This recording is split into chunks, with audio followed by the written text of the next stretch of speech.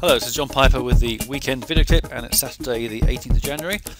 Sorry, a bit later than usual, but I've been travelling this weekend, as you know, back from Panama. Nice and warm in Panama, but freezing cold rain in Spain at the moment. Well, there was a beautiful day yesterday when I got back, but not today. Anyway, quick look at euro dollar here. Actually, I'm talking about gold here rather than euro dollar, but we see that the dollar is continuing to strengthen, i.e. the euro is weakening against the dollar. And of course, this is one of the aspects with gold. People say, well, you know, the dollar goes up, then gold's likely to go down. However, we look at gold, you see it is instead thrusting up rather nicely.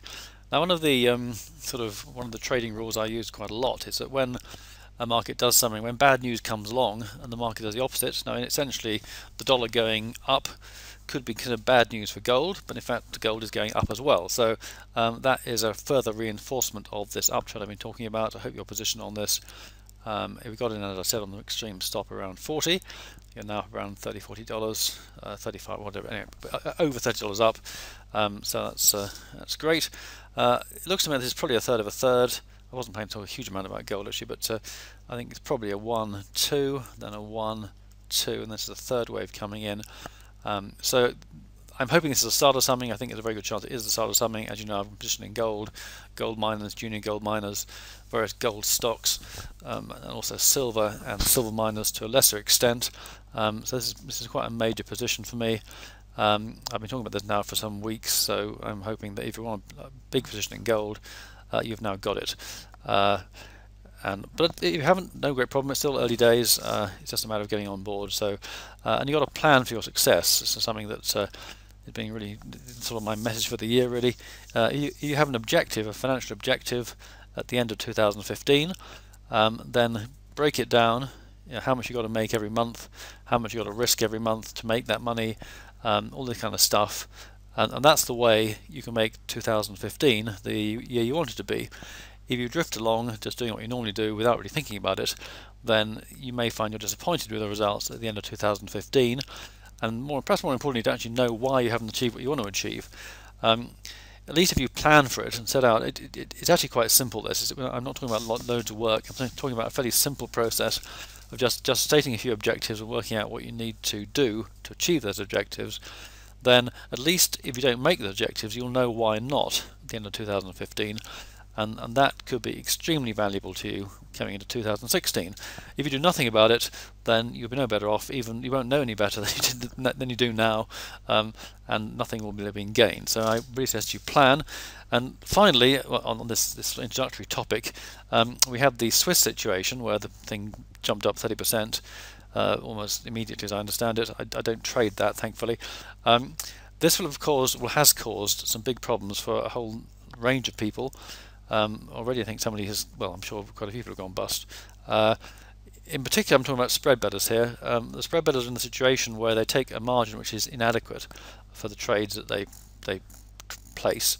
When there's a big move like this, then there'll be the winners on one side, who the spread bettors will have to pay out, and there'll be the losers on the other hand, who may not be able to pay the spread bettor back.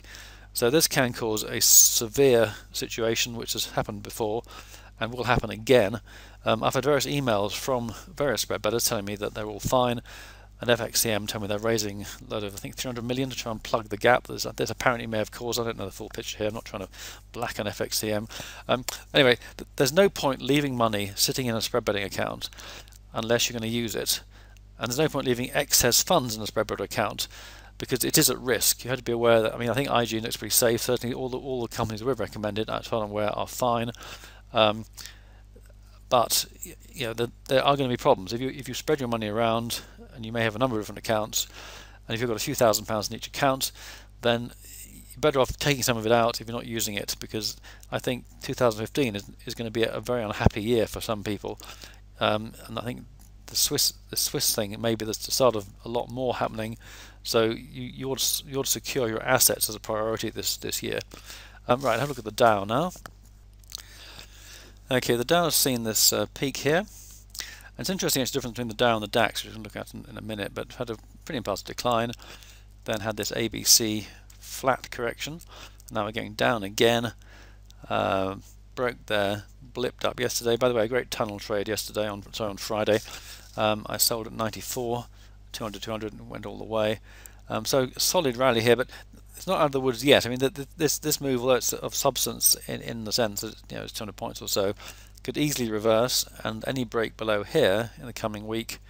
And I think it's quite a lot of bad news coming out at the moment. I think things aren't that great. Could easily see the market fall quite sharply. So I'm still concerned about this.